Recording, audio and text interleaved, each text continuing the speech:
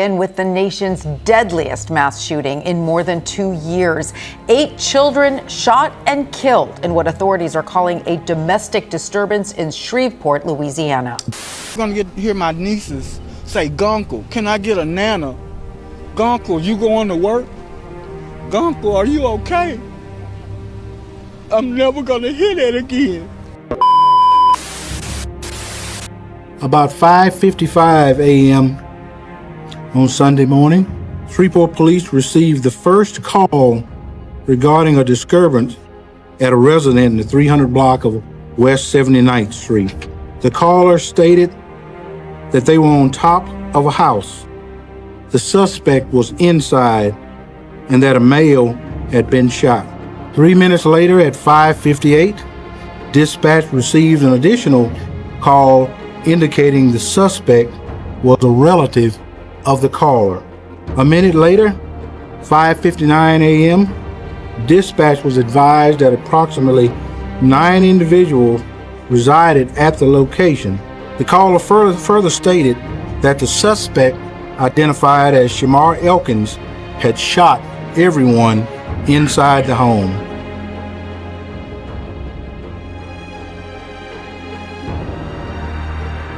Before we get into today's story, this is Buzzed Crime. Drop a like, share your thoughts in the comments, and subscribe so you don't miss out on cases like this. Christina Snow was shot 9 times inside her own home before sunrise. She couldn't reach her phone, so she used her voice and told Siri to call 911. While she was bleeding on the floor of her house, the man who shot her loaded her 3 children into a car and drove them 1 block away to the house where the rest of his children were sleeping, and he killed them all together. Her cousin said, "There are days Christina wakes up and tells someone she needs to get her kids ready for school. Those children are never coming home." Most people watching this video have heard about the 8 children killed in Shreveport, Louisiana on April 19th, 2026. But here is what most of those reports left out. There was a warning, a specific spoken warning made 3 years before April 19th. It never reached a single authority, and by the time anyone could act on it, 8 children were already gone. Stay with me, because before this video ends, you will understand not just what happened that morning, but every door that was open, every system that was watching, and exactly why none of them moved in time. Christina Snow lived on Harrison Street in Cedar Grove, a neighborhood in Shreveport, Louisiana. She had 3 children: Sariahh, 11, Kadarian, 6, Braylon, 5. 3 kids in a house 1 block away from the man who fathered them. That man was Shamar Elkins. He was 31 years old. He and Christina were not together anymore. He had moved on and married another woman, but his connection to Christina never went away because of those 3 children, and because of a history between them that was more complicated than anyone understood from the outside. Shamar grew up without his biological mother, Mahalia Elkins, which at the time was a teenager battling addiction when he was born, and she couldn't raise him. A family friend named Betty Walker stepped in. She wasn't a relative or obligated to him in any way, but she chose him and became the closest thing to a foundation he had for years. He didn't reconnect with his biological mother Mahalia until he was already an adult. He joined the Guard in August 2013 at 18 years old. He trained as a signal support system specialist and a fire support specialist. He spent 7 years inside that structure. He was never deployed and later left in August 2020 as a private, the lowest enlisted rank. He got a job at a UPS warehouse. One of his coworker named Willie Vasher noticed something almost immediately. Every single shift, Shamar pulled his own hair out, strand by strand. A bald spot had developed on his head. His mother Mahalia also noticed it, but nobody asked what it meant. By 2024, Shamar had built a life that looked full from the outside. 7 biological children across 3 households, 3 different last names. He married a woman named Shaniqua Pugh on April 9th, 2024. which happened to be Shaniqua's birthday. She posted about it that same day. "We finally made it official. I got married on my birthday." They had been together for 10 years and had 4 daughters: Jayla, 3, Shayla, 5, Kayla, 6, and Layla, 7. On West 79th Street, the house Shamar shared with Shaniqua was never quiet. Her sister Kosha Pugh lived there too, with her husband Troy Brown and their 2 children, 10-year-old Marcaden and a 12-year-old daughter. Troy described the house later with 2 words. It pulsed: noise, laughter, movement, children everywhere. 2 households, 7 children, 1 block between them. On the surface, it looked like a man who showed up for his kids. Easter photos, lunch dates, birthday posts. Neighbors saw him in the yard with the children almost every day. A man named Freddie Montgomery lived directly across the street. He said Shamar was always out there with those kids. But underneath that image, things had been breaking for a long time. And what I'm about to tell you is the part that has never been told in full. In 2015, Shamar was arrested for driving under the influence, pleaded guilty, 6 months probation. Then in 2019, something more serious. He got into an altercation with another driver near Caddo Magnet High School. He pulled a 9mm from his waistband and fired 5 shots at a moving vehicle. Children were playing outside less than 300 feet away. He was charged with 2 felonies: illegal use of a weapon and carrying a firearm in a school zone. Prosecutors made a deal. The more serious charge was dropped. He pleaded guilty to the lesser charge and walked with 18 months of probation. Under Louisiana law, that conviction barred him from legally possessing a firearm. He had already shown on a public street what he did when he lost control. The system gave him probation and sent him home. By early 2026, the marriage with Shaniqua was coming apart. Infidelity, financial pressure. The divorce had been filed. Troy Brown confirmed it directly. The court date was set for Monday, April 20th, 2026. In the weeks leading up to that date, Shaniqua's social media told a story she wasn't saying out loud. She reposted a message that read, "For the first time in my life, I don't want to be nobody's woman or wife. I'm choosing me, my peace, and my freedom." She captioned it with 3 words. "This is the one." Shamar's posts went somewhere else entirely. In March, he publicly answered a question about whether he would choose the same woman again. His answer: he would want the same children, but with a different woman. A few days later, a post about feeling misunderstood. Then on their anniversary, he shared a prayer asking God to guard his mind from anger and anxiety. So I know that there was some infidelity she didn't necessarily express it to me, but I do know that she came to me and she asked me about helping her properly file for divorce. And to my understanding, prior to this incident, they were scheduled to go to court on Monday, which was the next day. She did express that, he was augmentative about it, so he was having arguments with her about it, but there was no physical anything that was going on, not prior to what went on Sunday. Now here is the part every outlet covered and then moved past. The part that changes everything when you understand it fully. In 2023, Shaniqua considered leaving. According to Betty Walker, the woman who raised Shamar, when Shaniqua raised the possibility of taking the children and walking away, Shamar told her exactly what he would do. He said he would kill her. He would kill the children, and he would kill himself. Shaniqua stayed. When she raised it again, he told her he was just playing. And those words, that specific, direct, spoken threat, never reached a police officer, never entered a court document, never appeared in a domestic violence database. For 3 years, that threat lived only inside this family, private, unrecorded, invisible to every system that existed to act on it. Researchers who study intimate partner violence are consistent on this. Explicit threats made before a separation are among the strongest documented predictors of lethal violence. Not impulse, not a sudden snap, a declared outcome, made 3 years before it happened. Shreveport Police Chief Wayne Smith said something at his press conference worth sitting with. He said the chances were good that April 19th was not the first time something had happened inside that family. Nothing was on file. Nothing was in any system. Everything that existed as a warning had been absorbed privately by the people inside those walls. Sometime in early 2026, Shamar attempted to take his own life. Betty Walker confirmed it later. He was admitted to the VA inpatient mental health facility in Shreveport. He stayed approximately 10 days. Then the VA discharged him. Back to the same house, the same dissolving marriage, the same financial pressure across 2 households, the same conditions that had put him there, entirely unchanged. Troy Brown asked him directly when he came home, "Do you think you need to go back?" Shamar said he was fine. His exact words, "I'm just gonna deal with it." 10 days after his discharge, Shamar posted publicly on Facebook.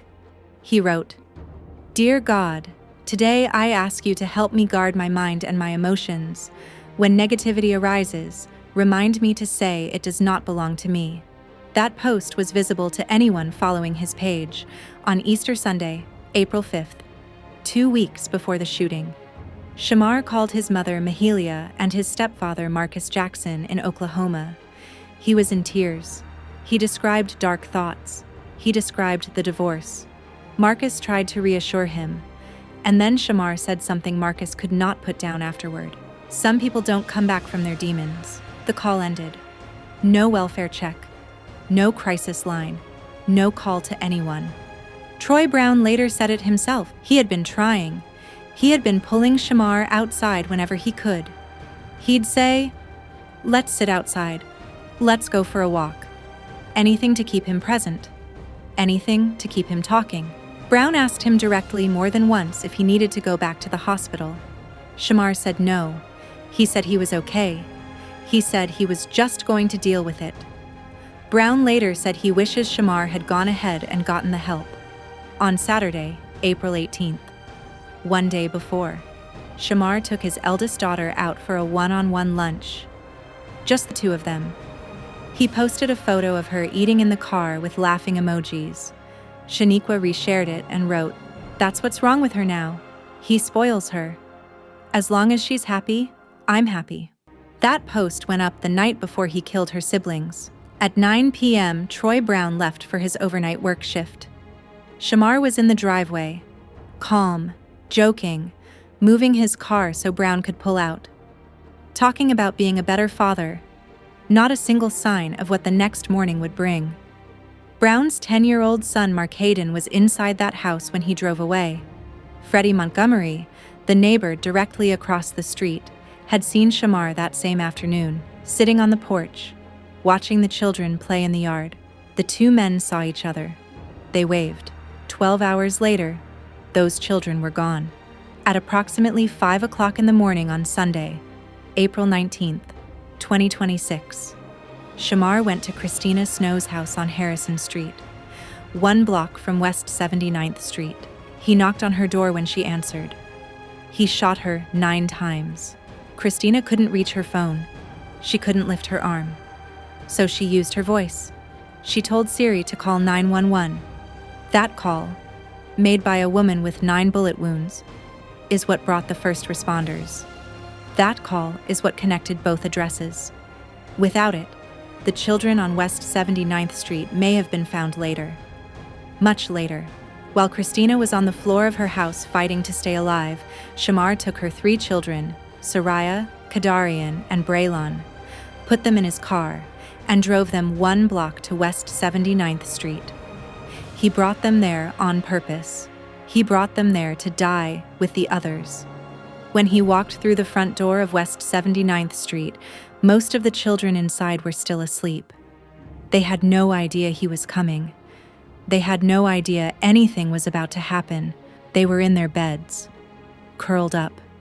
Some of them holding stuffed animals, some of them next to each other, sleeping the way kids sleep on a Sunday morning when they think they have the whole day ahead of them. Shreveport police spokesperson Chris Bordelon would later confirm something most people never heard. The children were shot in the head. Most of them were probably still asleep when it happened. They never had time to wake up. They never had time to run. They never had time to understand what was happening to them. But not all of them stayed asleep. Some of the children heard the gunshots and tried to get out. Bullet holes in the back door of that house showed exactly where they ran, down the hallway, toward the back of the house, trying to get away from the man they had called Daddy their whole lives. Some of them made it as far as the second floor. There was a window above the garage. They climbed out. They stepped onto the roof. And in the darkness of that early morning, with their father chasing them, they tried to figure out how to get down to the ground. One of the children didn't make it off that roof. Investigators believe Shamar shot that child while they were still up there, trying to climb down, trying to escape. They were found later by officers, alone on a rooftop in the cold, in the early morning quiet, in the house where they had been asleep 10 minutes before. Shaniqua had been shot on the way out. So had her sister Kosha. Kosha jumped from the roof of that house with her 12-year-old daughter to escape. She broke bones from the fall. Her daughter survived with scratches. They were two of the only people inside that house who lived through what happened. Marcaden Pugh, Troy Brown's 10-year-old son, was inside that house when his father drove away the night before. He never made it out. By the time Shamar walked back out of that house and got back into his car, 8 children were either already dead or dying. He carjacked a vehicle from someone near the corner of West 79th and Linwood. He drove away from the block.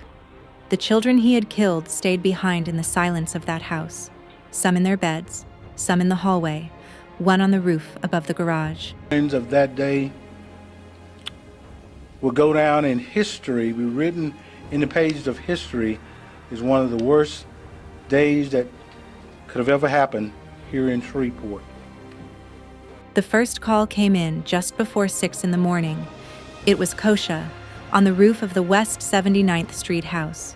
She had climbed out of that same window above the garage to escape, and somehow, even bleeding, she had managed to call 911. She told dispatch a member had been shooting. She told them 9 people were inside that home. She told them he had shot everyone. Officers arrived at 6:01, 6 minutes after that first call. While officers were still processing West 79th Street, a second call came in from Harrison Street. A woman had been shot. Her 3 children had been taken. The caller identified the suspect as Shamar Elkins. Dispatch connected both addresses. Same man. Both scenes. 1 block apart. By then, Shamar was already on the interstate. After he carjacked that vehicle near West 79th and Linwood, officers spotted him heading southbound on I-49. A chase began across the parish line into Bossier City. At one point, word came through that the 3 children taken from Harrison Street might be inside that vehicle. Officers were chasing a car that might have had children in it. The chase ended at a quiet cul-de-sac, a house on Brampton Lane in Bossier City, the home of a man named Michael Mayance, someone Shamar had known for 25 years. A man he called Uncle. A man who had helped raise him in the absence of a father. Of all the places Shamar could have run to that morning, after everything he had just done, this was the place he chose. Because it was the place he had always felt safe. Mayance was inside when Shamar pulled up. He heard a voice at his door. He recognized it immediately. It was someone he considered family. He opened the door. He had no idea what had happened that morning. He had no idea his nephew had just killed 8 children 1 block apart from each other. By the time Mayance understood what was happening, police had surrounded the house. Officers were behind their vehicles, guns drawn, yelling for Shamar to come out, to put his hands up. The cul-de-sac was lined with patrol cars. Neighbors had heard the commotion and come outside. A neighbor in the next house over got up to see what was happening, grabbed his own firearm, and looked out his back window to see officers flanking the property in formation. Shamar Elkins did not come out of that house alive. Inside, with officers closing in from every direction, Shamar put a gun to his head and ended his own life. The man who had killed 8 children. The man who had shot 3 women. The man who had chosen to bring 3 of those children to West 79th Street to die with the others. Shamar Elkins was pronounced dead at 7:03 in the morning, approximately 1 hour after he knocked on Christina Snow's door. Approximately 1 hour after he walked through the front door of West 79th Street. 8 children were already gone, 3 women had been shot, and the only person who could have explained why any of it happened was lying on the floor of his uncle's house with his own bullet in his head. When officers checked the vehicle, it was empty. No children inside.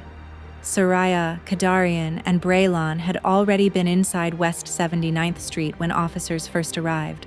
Shamar had brought them there before the sun came up. He made sure they were all in the same place. Officers cleared the West 79th Street house. The scene inside was something they will never forget for the rest of their lives. About 5:55 a.m. on Sunday morning, Shreveport police received the first call regarding a disturbance at a residence in the 300 block of West 79th Street. The caller stated that they were on top of a house. The suspect was inside and that a male had been shot.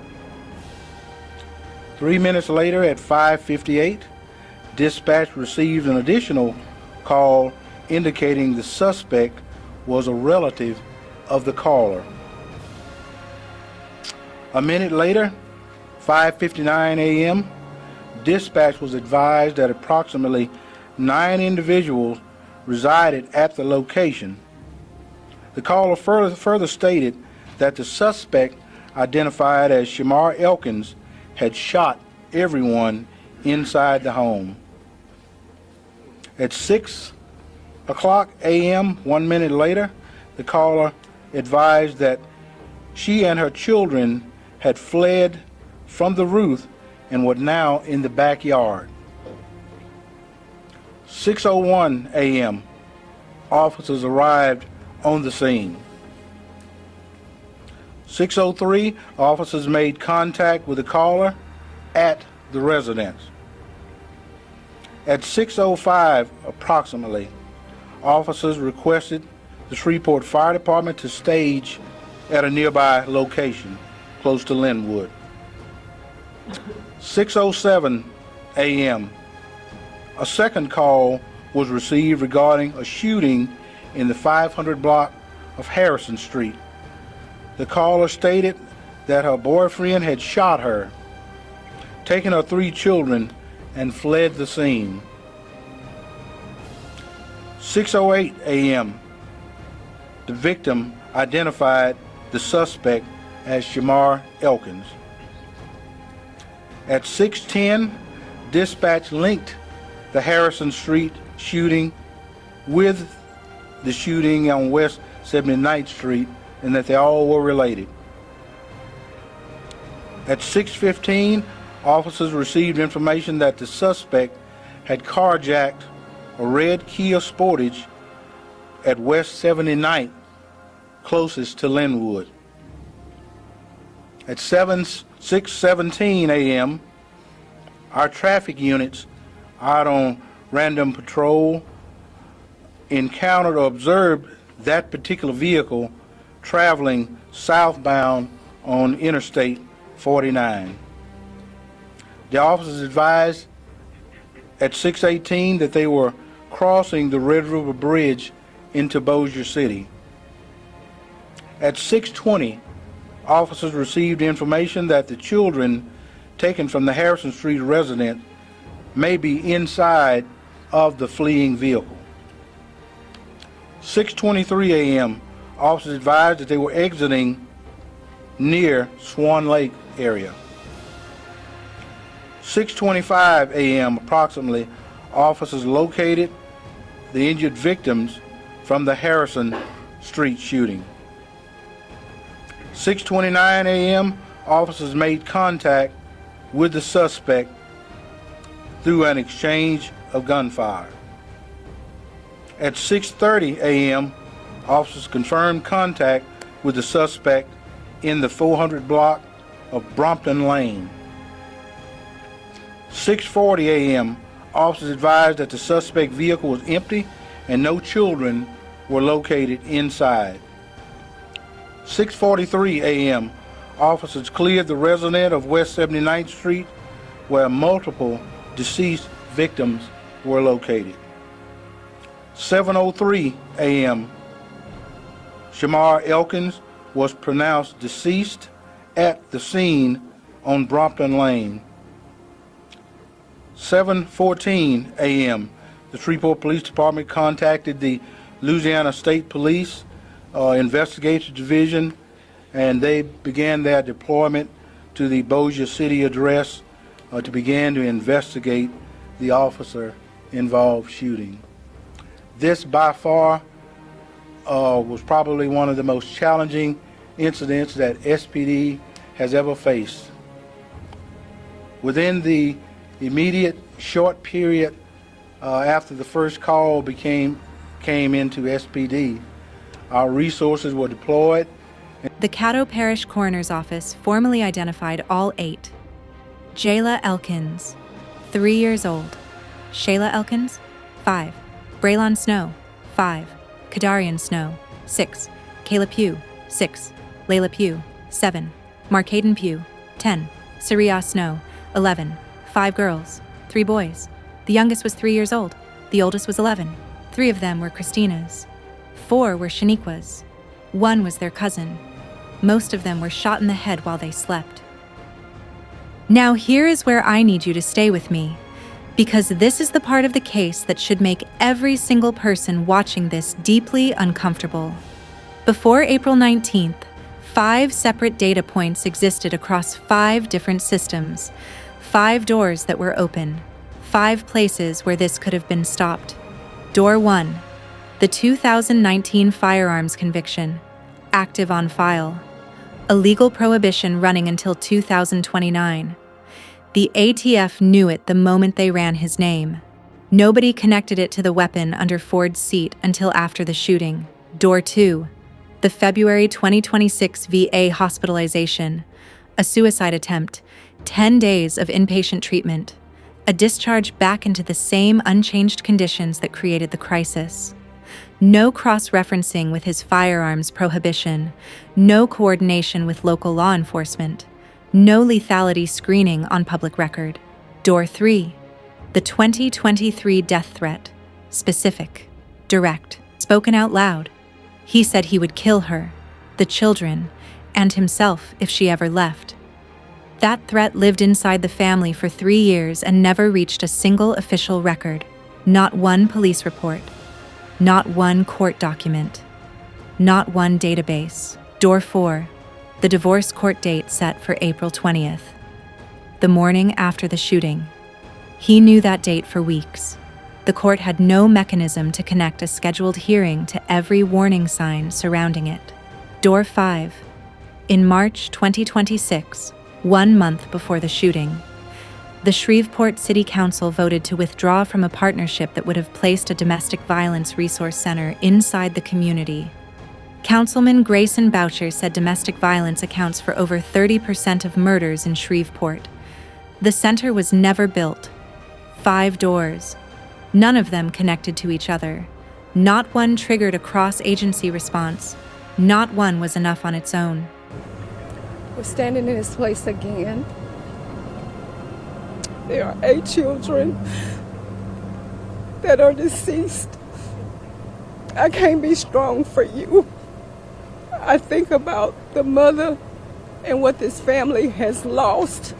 I think about this community and what this community has lost.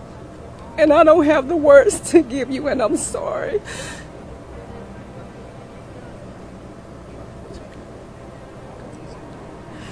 I don't know what people think in the crevices of their mind to want to harm another human being, let alone that of children who have their whole life ahead of them.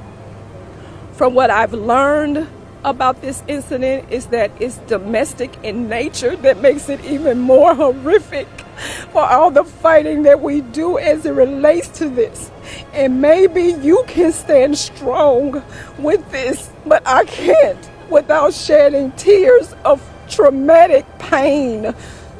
I pain and I grieve for this family. I grieve for the lives that are lost, and I'm asking you to please utilize every resource that the sheriff has brought forth now when you know that these situations occur. We cannot be and make this a joke.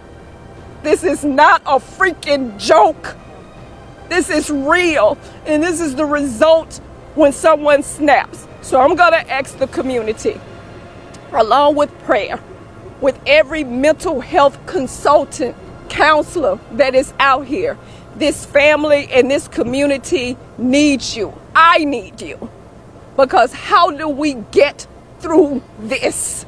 How do we get to the next level? It is real and this is raw. And these are the tragedies when there are domestic violence or domestic disturbances in our community. Troy Brown came home from his overnight shift to a block he will never see the same way again. He had left Shamar calm in that driveway the night before, joking, moving his car, talking about being a better father. He said there was nothing in that man that night that looked like what the next morning would bring.